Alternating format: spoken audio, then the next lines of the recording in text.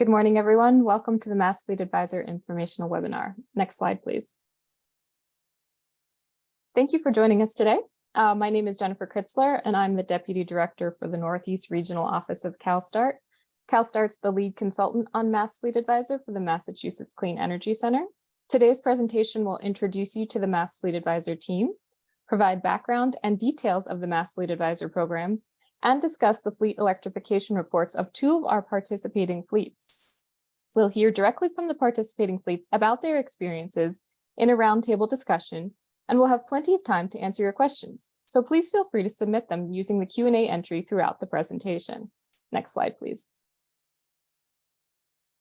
Mass Fleet Advisor is a free technical advisory assistance program designed to work with fleets to understand the individual challenges that each fleet has as they start to think about vehicle electrification. Our team will help you prepare and plan for a transition to zero-emission trucks by reviewing your fleet's vehicle and duty cycle information and delivering information and recommendations on a range of topics, including available vehicle models, charging equipment, and funding opportunities. We can help answer the questions that you have about whether trucks are available, which they are, and how they'll integrate into your existing fleet. In order to qualify for this program, your fleet must operate or depot in the state of Massachusetts. This program is open to private or non-governmental, medium and heavy duty fleets. Up to 65 fleets will be selected to participate in Mass Fleet Advisor, and our team is pursuing participants in environmental justice communities, targeting greater than or equal to 50% of participants located in EJCs. Participating fleets must have 3 or more vehicles, one of which must qualify for more EV truck incentives as a medium or heavy duty vehicle. Interested fleets should visit our website at massfleetadvisor.org to sign up. Next slide, please. Our project sponsor is Massachusetts Clean Energy Center. Our fleet advisors/relationship managers are CalSTART for private fleets and Power Options for nonprofit fleets. Our project partners include Center for Sustainable Energy, Industrial Economics, Microgrid Labs, and Q-Merit. This project also has the support of utilities, Eversource, and National Grid. I'd like to introduce Reese Webb of Massachusetts Clean Energy Center. Yeah, thanks, Jenny. Hi, everyone. My name is Reese Webb. I'm on our clean transportation team at Mass CEC.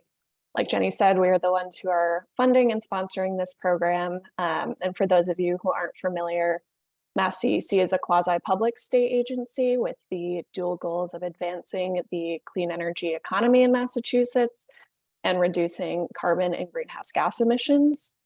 And so we do that through pilot and demonstration projects that are funded under our grant programs. And the Mass Fleet Advisor program came out of an identified need in the market for technical assistance for medium and heavy duty vehicles. So National Grid currently has a program open for public fleets that provides technical assistance. Eversource just got approved to develop a similar program, but there are really no funding opportunities for technical assistance for private and nonprofit fleets. So Mass CEC stepped in to develop this program and really kind of provide that technical assistance bridge that's needed between fleets in Massachusetts and funding opportunities like more EV truck and some of the new federal incentives. So I will pass it over to Heather. Thanks, Grace. Thanks, Jenny. Good morning, all. I'm Heather Tackles, President and CEO of Power Options. Power Options is a partner in this team with Mass CEC and CalSTART and the others that you see on the slide. We are a nonprofit energy consortium, we call ourselves. We established in 1998 to serve just nonprofits and public entities to help them reduce their cost, carbon, and complexity for energy. We were born in Massachusetts as a public entity and have worked with Mass CEC closely over our 25 years. Beyond advisory and assistance that we do within this program, we also broadly help our members and nonprofits across Southern New England with procurement and technical assistance within energy commodity, renewable energy such as on-site solar projects or off-site renewable electricity purchase, energy efficiency, and now relevant here, of course, clean transportation. We've helped our members established more than 150 electric vehicle, charging stations across their facilities, as well as helping them create fleet electrification roadmaps as we're doing here today and beyond. As part of this team, we're supporting, of course, as relationship manager for the nonprofit fleets, and we also help the fleet owners with the virtual site assessments that are a critical part to building the roadmap that we do as part of this project and work for participating fleets. Happy to join, and thanks for the time, and look forward to working with all their new participants as well. Thanks, Reese. Thanks, Heather. As I mentioned, my name is Jennifer Kritzler, and I work for CalSTART. CalSTART is a clean transportation nonprofit organization that provides advisory services in the transportation sector nationwide. We have offices in California, New York, Florida, Michigan, and we focus on advancing clean technologies through our truck, bus, light duty infrastructure, and marine initiatives. I'm the fleet relationship manager for private fleets, and CalSTART leads the development of the individualized fleet electrification reports that we'll be discussing today for all of our participating fleets. Next slide, please. As we mentioned, Mass Fleet Advisor is completely free for fleets. The only requirement from your fleet manager is approximately 3 to 5 hours of data collection time. There's no requirement to buy an electric vehicle, and we want to work with you to understand how electric vehicles fit into your business operations and to answer the questions that you have about electrification. Interested fleets should sign up at massfleetadvisor.org. The intake process is very simple. We'll schedule a pre-participation call via phone or video conference, which takes 15 to 30 minutes to discuss your fleet and any electrification goals you may already have. If your fleet is interested in receiving a personalized electrification report, you'll then sign the participation agreement, which says that we won't share your fleet data with anyone outside of the program.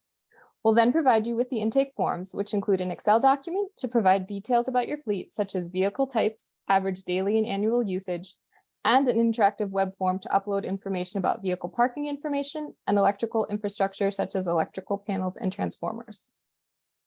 Once we receive this intake information, our team will complete the personalized fleet electrification report, which will include one-to-one electric vehicle replacement options, total cost of ownership calculations, information about state and federal vehicle and charging incentives, and recommendations for short and long-term electrification. Next slide, please.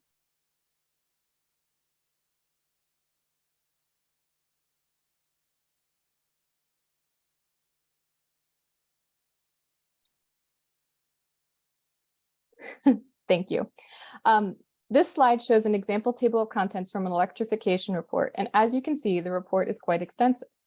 Our participating fleets have especially appreciated the one-page executive summary at the front of the report, which showcases the important takeaways, making it easy to share information with others in their organization. The report also includes live links to vehicle and financing websites so that you'll always have the most up-to-date information. Next slide, please.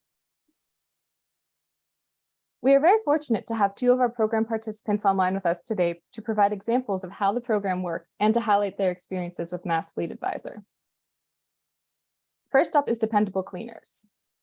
Dependable Cleaners is a local family business with multiple locations throughout Eastern Massachusetts.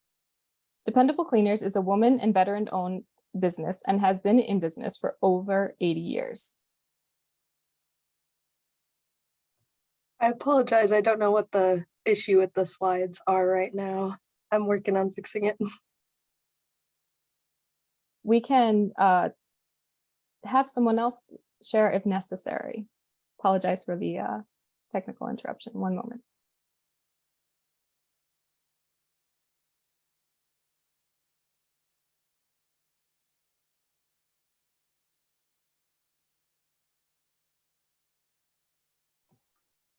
I think that possibly someone else should try it. My computer is unfortunately buffering a bit right now. Sorry about Jennifer, that. I have our report open. Ben, would you be available to share the slides, please? Yes. Thank you. One moment. Thank you all. Apologies for the technical difficulties. We're on slide 7.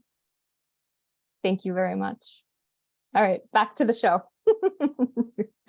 As we were talking about, Dependable Cleaners is a local family business with multiple locations throughout Eastern Massachusetts.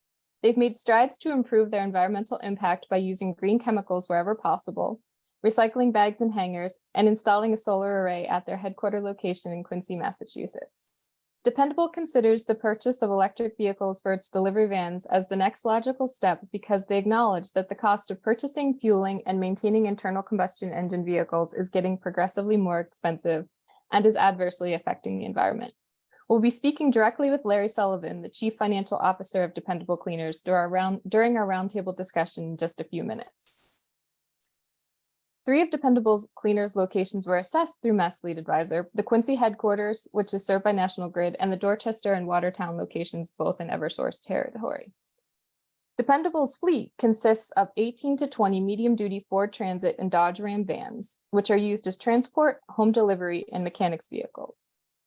Vehicles operate 260 to 365 days a year, driving locally with multiple stops, and average between 10,000 and 15,000 miles annually per vehicle. Dependable currently replaces vehicles when they reach about 100,000 miles due to increased maintenance costs of high mileage vehicles. Next slide, please.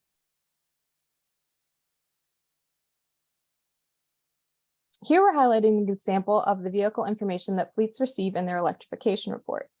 Dependable Cleaners Ford Transit delivery vans are excellent targets for electrification due to a lower total cost of ownership for the electric vehicle model and lower relative purchase price of the electric model of the Ford E-Transit as compared to the traditional gasoline model. For each vehicle type in a business's fleet, we'll provide a table of electric vehicle options as shown in the bottom left and model the total cost of ownership in several charts. The electric vehicle is shown here in orange on the bottom right and has a lower total cost over the life of the vehicle. Next slide, please. Mass Fleet Advisor assesses not only the vehicle needs, but also the charging needs of a fleet.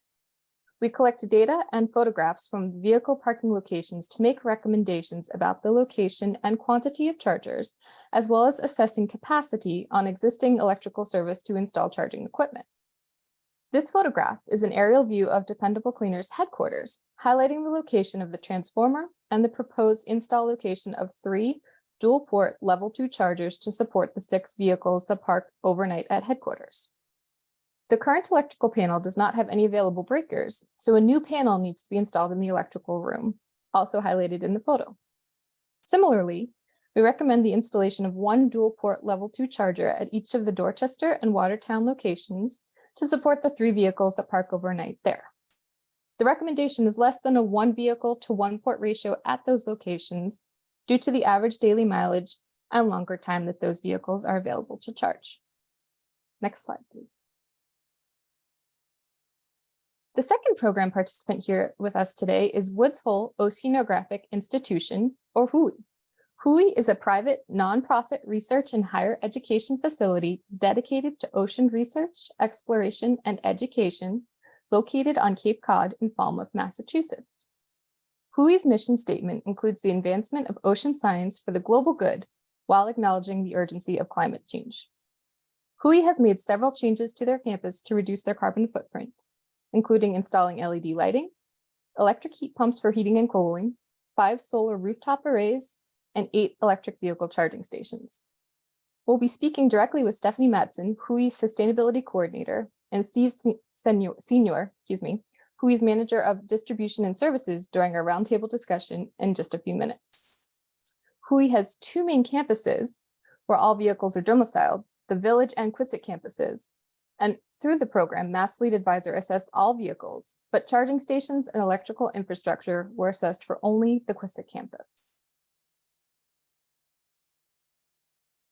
WHOI's fleet is comprised of approximately 45 vehicles of all weight classes, including pickup trucks, transit vans, both passenger and utility, flatbed trucks, a Class 8 semi-truck, and a bucket truck. Their vehicles are used to move equipment between campuses and also drive locally and long distance for research purposes. The vehicles accumulate relatively low annual mileage between 1,500 and 15,000 miles. WHOI has laid out a vehicle replacement plan targeting replacement of all vehicle types.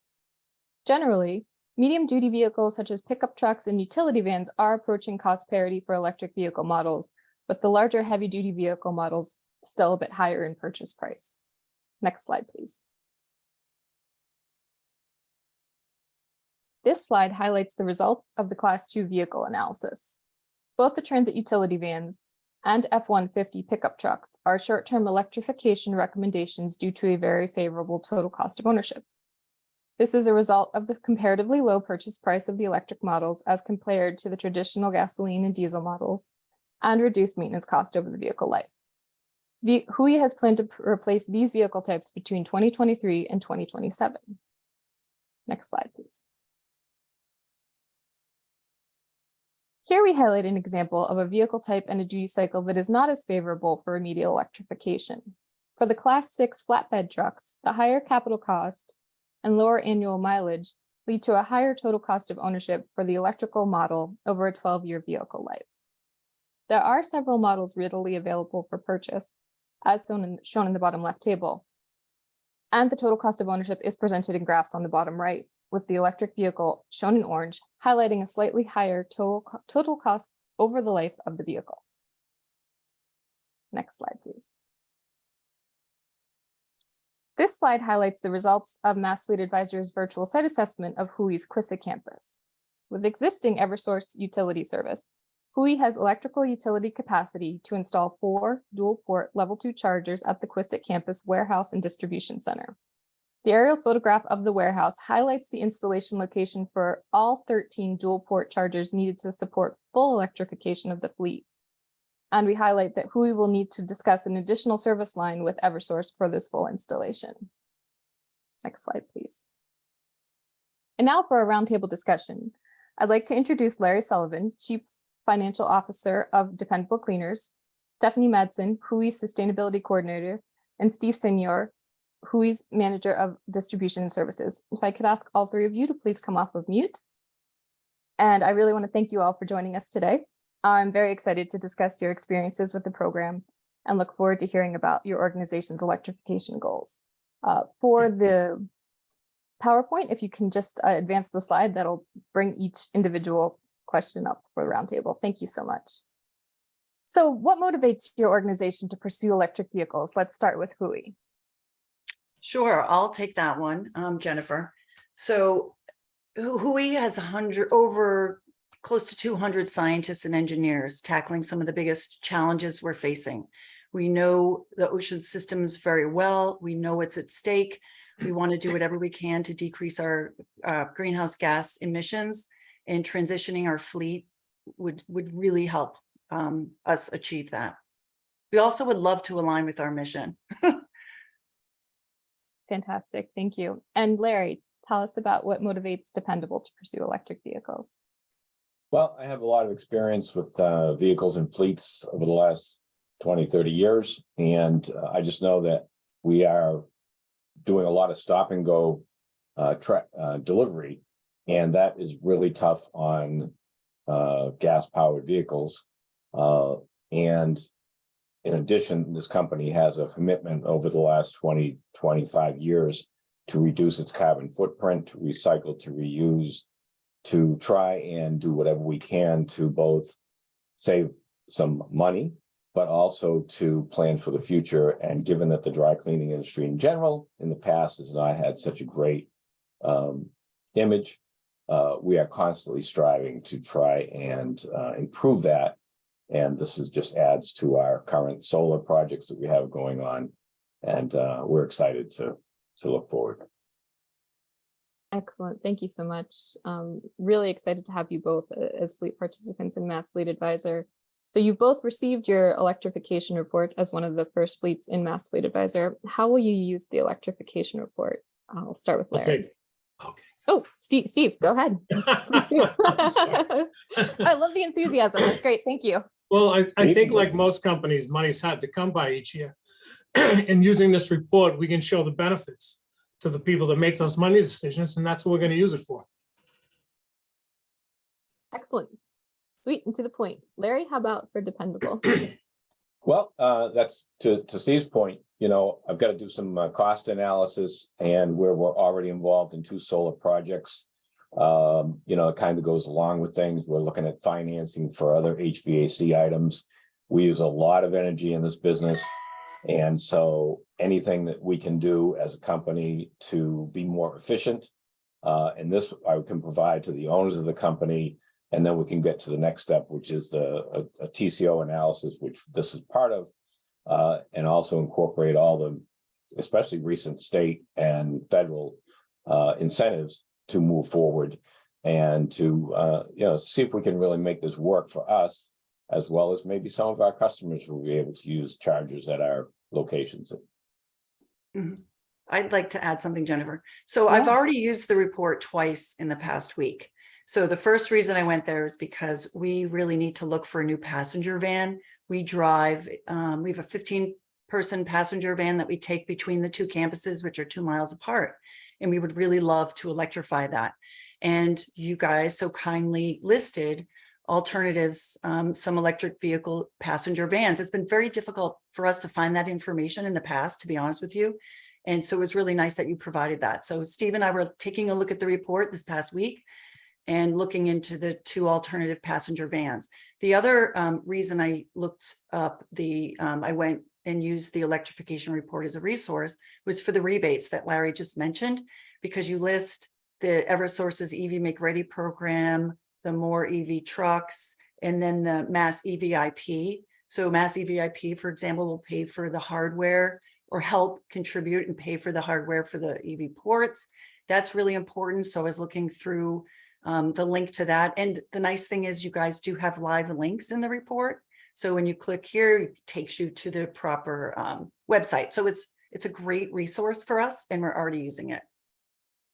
That's fantastic to hear. Thank you so much. Yeah, we know one of the things that we hear a lot from fleets is just what money is available, what's out there, right? Everything's been changing so rapidly with the federal incentives, with the state incentives. And it's really great to hear that fleets are able to use the report, and hopefully that helps to clear up some of the questions that folks have. So thank you very much for those perspectives. Let's talk a little bit about the intake process for Mass Fleet Advisor. I kind of gave an overview at the beginning about all of the information that we asked for from you. How did you find that experience as far as, getting all the information together that we were asking you for?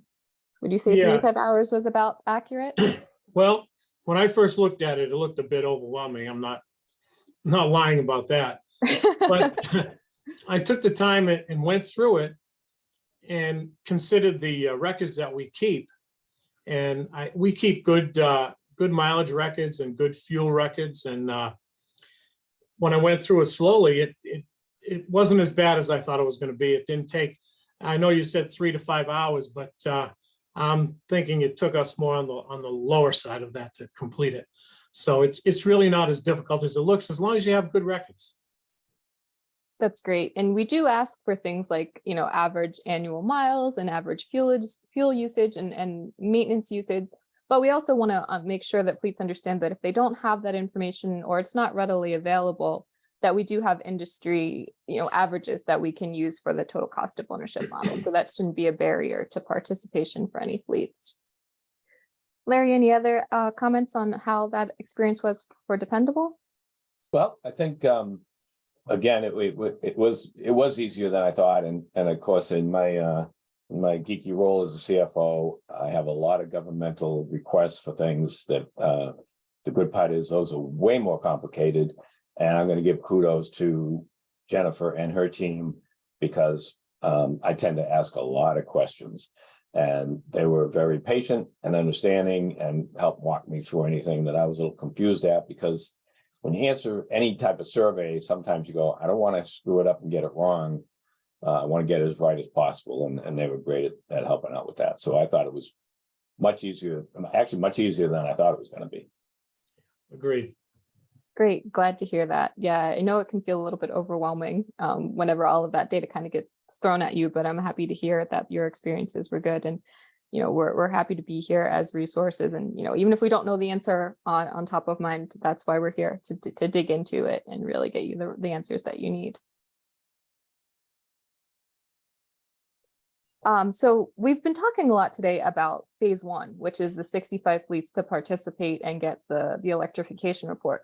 There's also another phase of Mass Fleet Advisor where we'll be taking 15 fleets into the next stage of the program.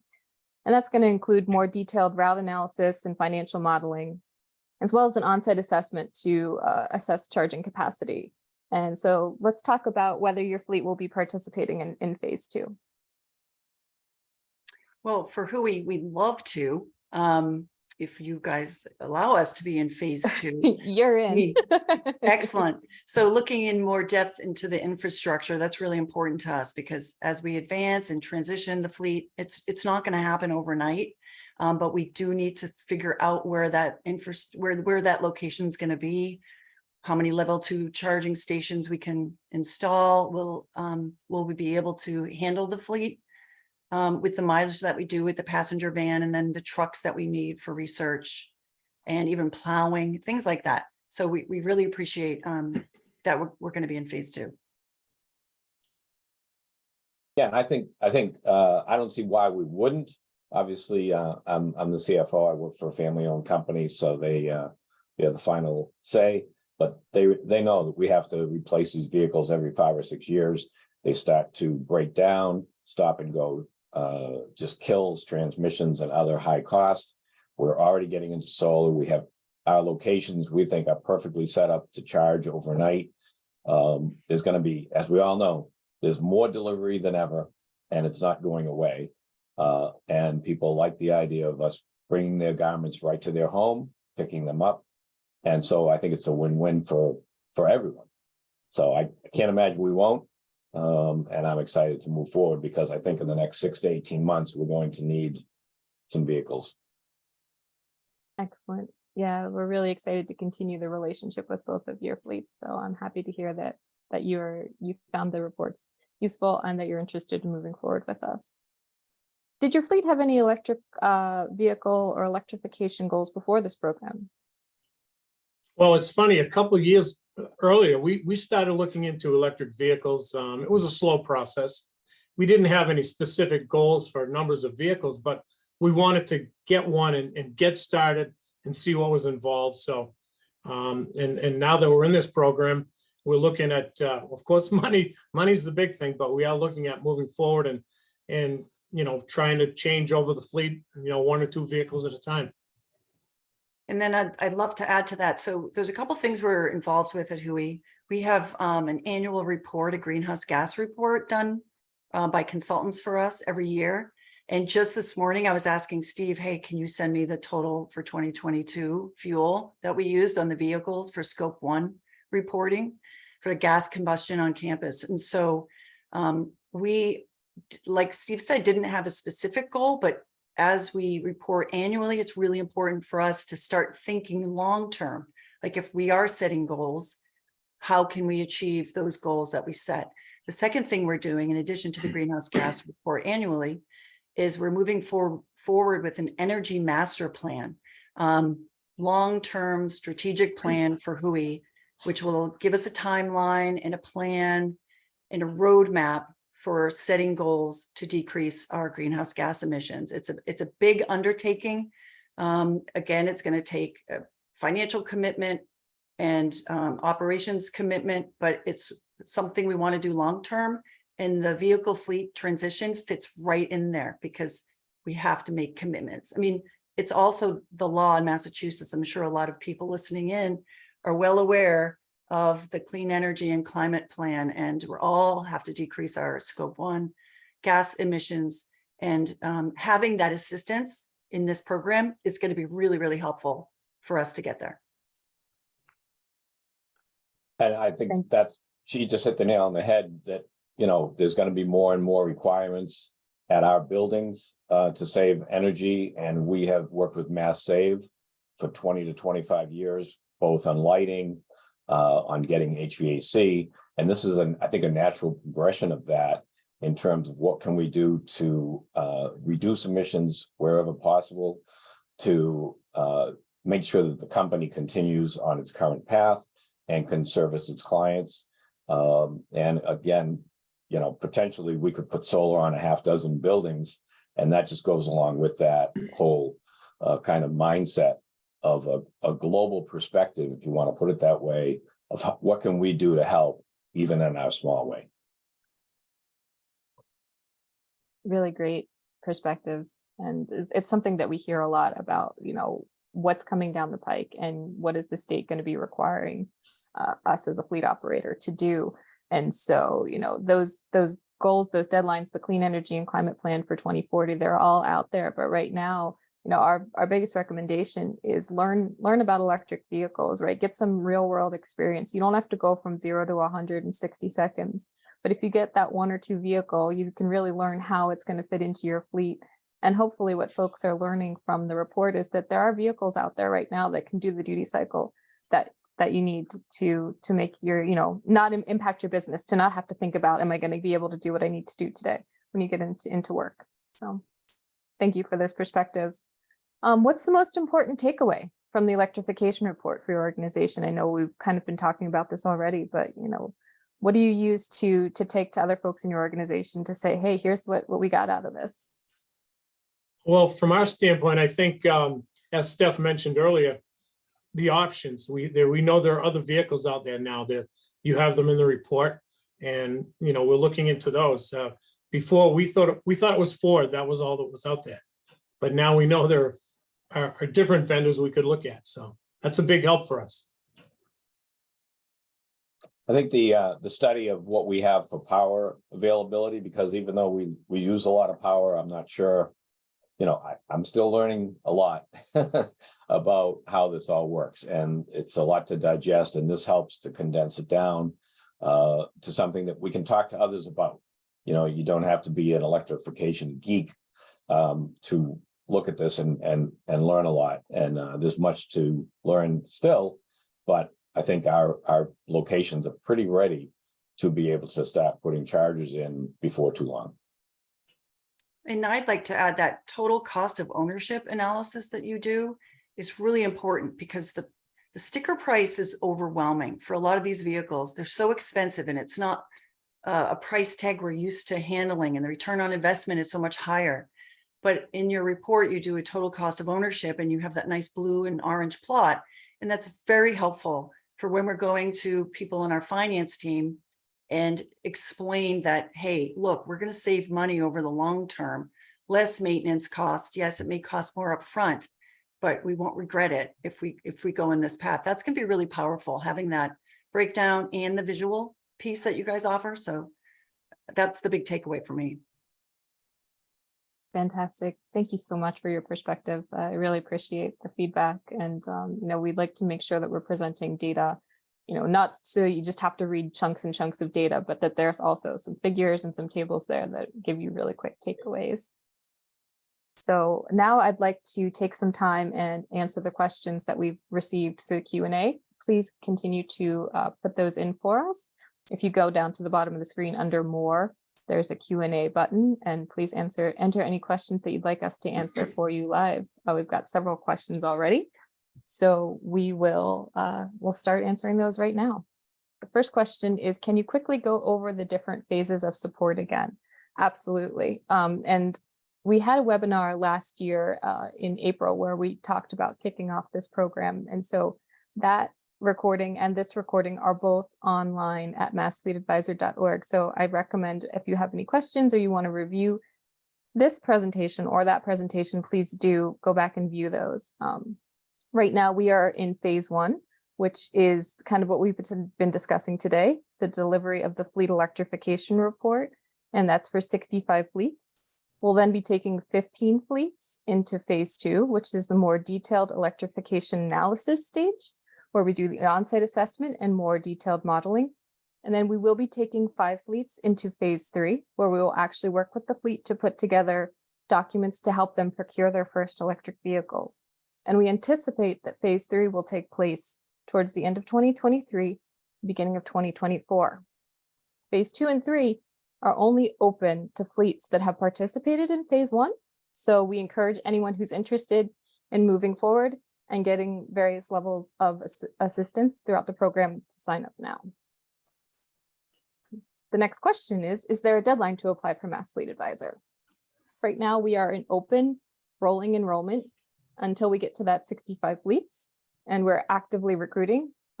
We are just about 50% prescribed, so we recommend folks sign up if they're interested in participating, as it is on a first come, first served basis. What does signing the participation agreement entail? The participation agreement is very straightforward. All we're really looking for is contact information and information about the number of vehicles that you have so that we can reserve your spot in the program. Maybe one of our panelists can talk about the difference between, what the participation agreement entailed. That was just the couple page PDF that they had to sign.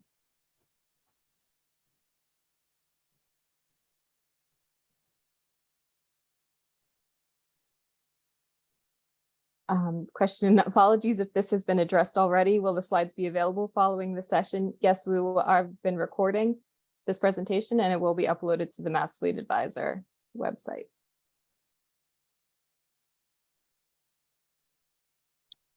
Does the report stay up to date with current and changing state and federal incentives? So as the report is provided, we are making sure that we're including the most up-to-date information. And as I mentioned earlier in the presentation, we're including live links to all of the programmatic websites, both state and federal. So for example, fleets that received their electrification report last year before the utilities received their approval for the next make ready funds, if they click on the links and go to the page, they're on the updated page so that the information is as up to date as possible.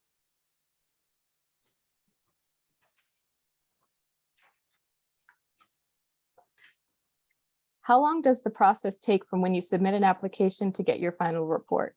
At this point, when someone signs a participation agreement, then we provide the fleet intake data. We don't have a deadline for when they need to get that information back to us. We're usually seeing that fleets take between 4 to 6 weeks to gather the information to get the information back to the team. Then the team takes about 4 to 6 weeks to write the report and deliver that to the fleet. So the whole process takes a month or two to up to 3 months.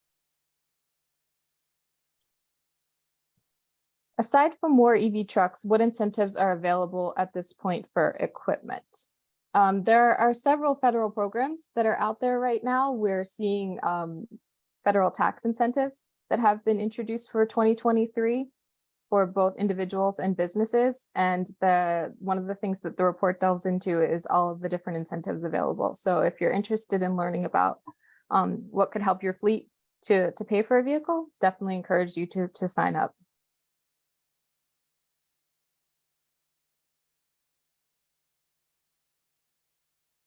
How competitive are the 65 slots? It's first come, first serve. So we encourage fleets to sign up now. And as long as you qualify for the program, you have 3 vehicles and one of them is a medium or heavy duty vehicle. We're happy to have you in the program. And that's what the kind of pre-participation meeting is set to. Basically gives us a chance to talk to you one-on-one, understand what your electrification goals are, what vehicles you own, and gauge your interest in participating in the program. We had a request to go back to the cost comparison slide, please. So I'm not sure which cost comparison slide we're looking to go to, but we'll hop back there. A little further forward. Yeah, that's a good one. So specifically on this slide, what you're looking at here for the payback period, you've got the dark blue line, which shows you your diesel or your gasoline vehicle and the estimated total cost of ownership over the life of the vehicle. On the bottom along the x-axis is years, and the total cost is along the y-axis. So that's an estimate of what a fleet can expect to spend, and that includes the initial capital cost as well as fuel costs and maintenance costs throughout the year that they have the vehicles. And then on the right-hand side, we have the cost breakdown, which shows, as I mentioned, the factors that go into that total cost of ownership: the vehicle capital expense, the fuel cost, maintenance, insurance, and then the total real cost for the vehicle. Are there electric pickups available on the market right now? I understand there's still a big shortage of vehicles. So one of the things that we're hearing across the board, both with electric vehicles and with internal combustion engine vehicles, is that supply chain is an issue. And we definitely don't want to ignore that fact that if you go to Ford right now and ask them to buy an F-150 Lightning, they're going to tell you it's 6 to 12 months So, the best thing that we can recommend to folks is continue to express your interest to the OEMs, to the original equipment manufacturers such as Ford and GMC and all of those folks, because the more orders they get, that that drives the demand, and so they will have to increase their supply to meet that demand.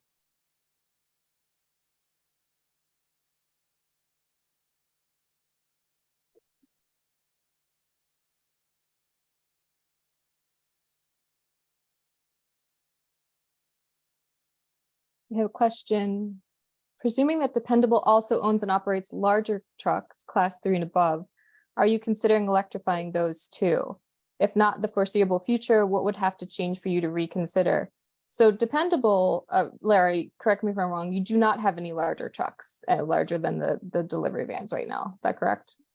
Correct. I can't see that we would need them, because the Ford Transit size vehicles are suitable for us for a lot of different features, which is great. It makes it easy. And if we want to buy several at a time, there's probably some sort of savings there. So I guess that's maybe a better question for Hui. Obviously we've identified the more medium duty vehicles as a short-term recommendation for electrification, but also that right now the total cost of ownership isn't a driving factor for those larger, like your class 6 flatbeds. Are you considering electrifying those even though the total cost of ownership is higher right now? Or are you going to wait for some time? Talk a little bit about maybe your motivations there. We would definitely wait. I think we feel the biggest bang for the buck would be with the smaller vehicles, which are our higher mileage vehicles and more cost effective. And we've got, with 45 vehicles, we've got quite a few to go through. But I think probably half of our vehicles are class 2 or class 1. So it'll be quite a while before we get to the larger vehicles. I mean, ideally, we'd love to do that if the cost works out right, but we're going to start out with the smaller vehicles and see what happens. And I think that's where a lot of fleets are right now. For a medium duty vehicle like a pickup truck or a van, you have the dealers that you're used to working with, and you can go to those folks and put in your order. A lot of the larger vehicles are still, required that you go directly to your OEM for your Peterbilts, your Volvos, things like that for the larger trucks. Yeah, and the class 3 vehicles that we would like to change over to electric are the ones that we use for plowing and towing, and then now you're talking about special batteries and a larger expense. So I think we're going to hold off on those for a while. Absolutely. And like I mentioned earlier, I think the biggest recommendation that we can make to folks is, to understand how electric vehicles fold into your existing fleet. Get 1 or 2 vehicles, make, there's the low hanging fruit, the easy to electrify options right now. And that's really where we're seeing a lot of success. We have a question in the Q&A. As a startup company with less than 3 vehicles, can there be an exception to join? And you don't necessarily have to have 3 medium or heavy duty vehicles. If you have just 1 box truck or van, and then you have a couple of light duty vehicles in your fleet, those will help get you to the 3 vehicle limit. We're also happy to discuss that individually with the fleets. So encourage you to sign up. We do have a question that kind of plays off this. Number of organizations involved makes it a bit hard to tell where to start. So I would say for any fleet that's interested in signing up, go to massfleetadvisor.org and fill out the form right there to indicate your interest. That comes into CalStart, and we'll reach out to you to schedule a meeting. Also happy to have fleets reach out directly to us. We have our contact information on that slide at the end. We can go back to that slide and feel free to send an email.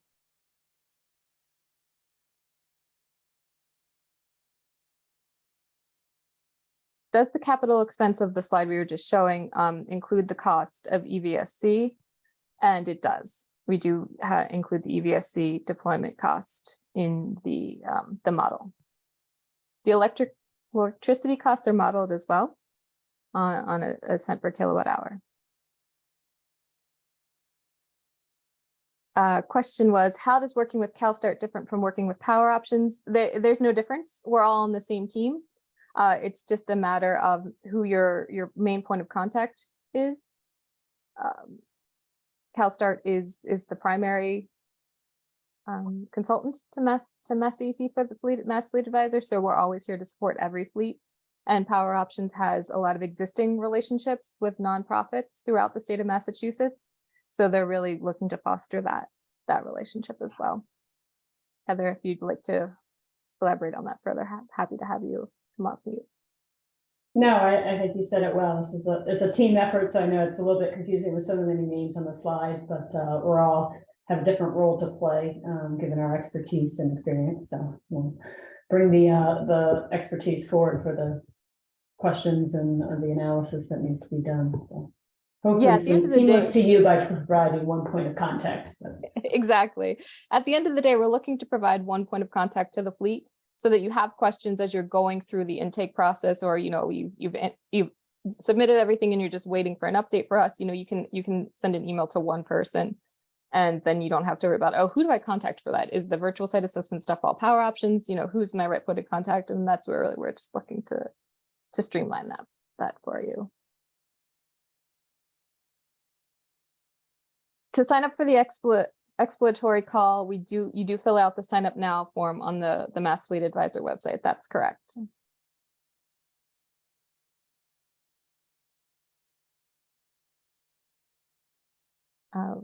We've dropped into the chat for all participants a link to the Mass Fleet Advisor website.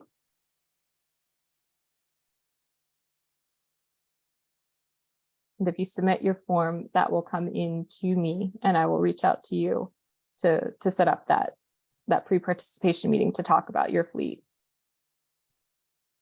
And then we will send the participation agreement, which again is a very straightforward PDF, just looking for contact information and a signature from the person on the fleet that will be responsible for providing us the data. That just says to us that you're going to work with us and provide the information we need, and we won't share your information with anyone outside of the folks involved with the program. Can you explain more about the EJ emphasis, environmental justice community emphasis? What is meant by environmental justice communities for these purposes? And how can fleets find out if they operate in an environmental justice area? That's a great question. There's actually a website that Massachusetts has created using a map that looks like Google Maps, where you can enter your information about where your vehicle's domicile, and that will tell you whether you qualify for the environmental justice categories that Massachusetts recognizes. So I'm going to drop a link in the chat to that website so that you can use that. But anyone who's interested in participating with us as a fleet, we will walk through that process with you. If we don't get enough applications from fleets in environmental justice areas, will the process slow down? To this point, it has not limited us. As I said, we are definitely targeting greater than 50% participation of environmental justice community fleets. But right now, we're not putting anyone on the wait list because they are not in an environmental justice community.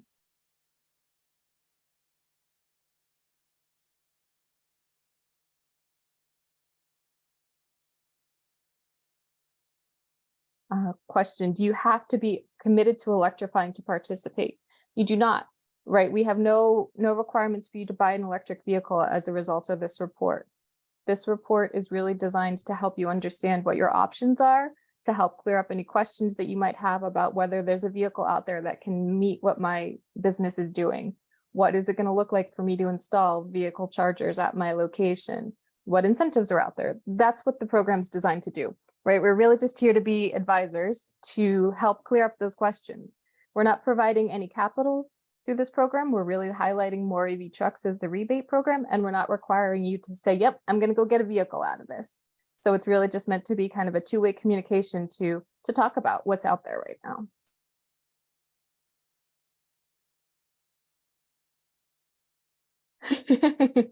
Question in the chat, does Dependable plan to add graphics to your electric vehicles so the public will be able to admire your investment? I love that question. All publicity is good publicity. We certainly have seen fleets doing that. You'll be driving on the highway and it says this, this Right. vehicle is powered by electricity or zero emission. Does the expectation of electrification increase as you move through the phases?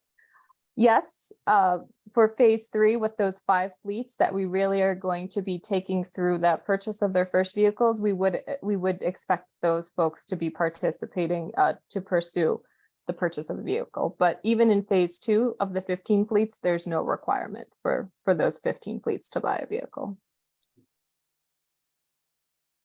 Jennifer, can I jump in on that?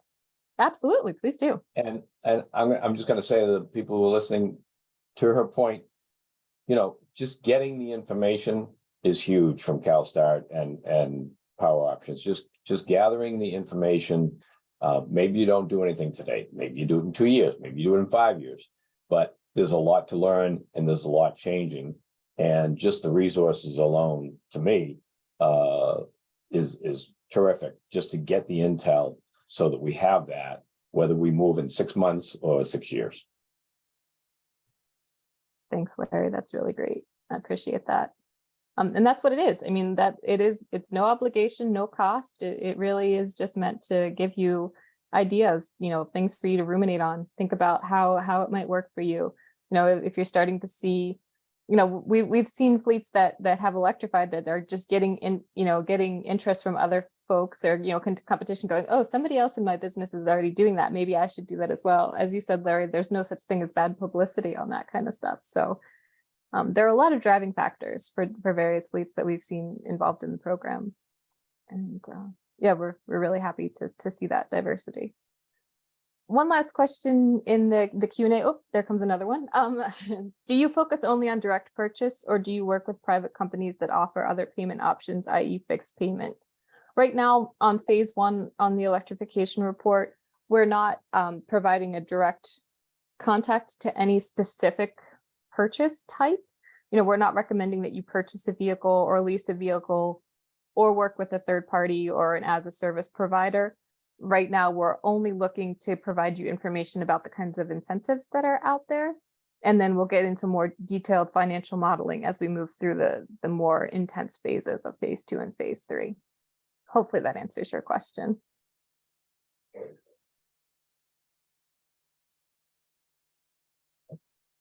So I know a similar question was asked, but if we get the report now, get the information, but aren't ready to move forward, by the time we are, is the info out of date? Any thoughts to re-upping the reports with time? So one of the things that I've said to the fleets that we have participating already is, you know, we've built a relationship. So if you have questions, if there's something that you're looking at that we didn't consider in the phase 1 electrification report, you can reach out to me. For example, for Hui, when we did the analysis on their medium duty vans, we didn't consider that they had a 15 passenger van. So they came back and said, oh, hey, by the way, one of our vans is outfitted to carry passengers. Are there any options? And we were able to update the report to provide that information. So we're really looking to not just give you something and tell you to go away. We're looking to build a relationship with you and hopefully be a resource for you as you transverse the whole journey.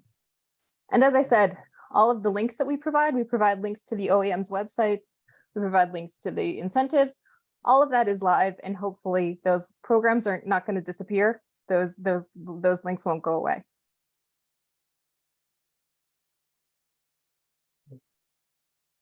All right, we are approaching the 12 o'clock hour, so I really want to thank everybody for their participation today. Thank you very much to Larry and to Steve and to Stephanie for participating and sharing their experiences as a fleet. I hope that everyone has found today's session useful.